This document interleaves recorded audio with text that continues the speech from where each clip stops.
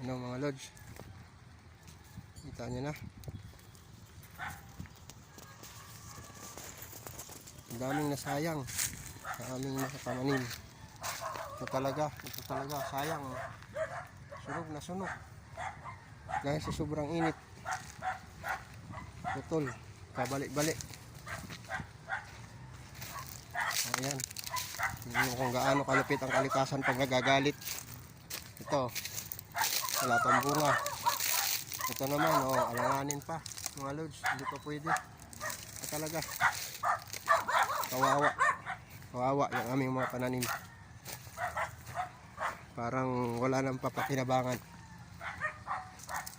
lumaki-laki lang. Tingnan nyo naman mga lods, ultimo ipil-ipil, wala na. Ayan, ano, kaya dapat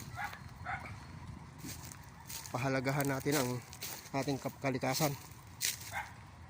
Ayan mga lods, ayan pa, tingnan nyo, kamuting kahoy na matibay sa init pero walang magawa.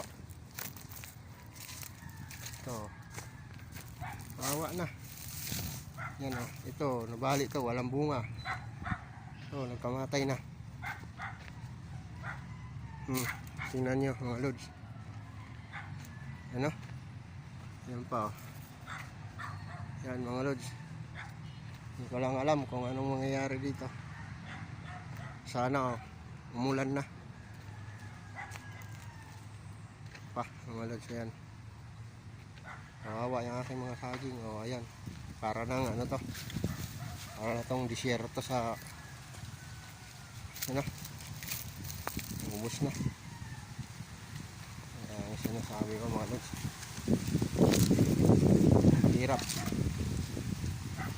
Dapat tayo ingatan natin ating kalikasan, mahalin natin.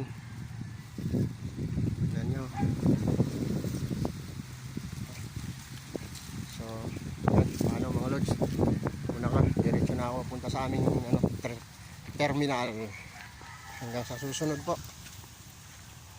mahalin natin ating kalikasan.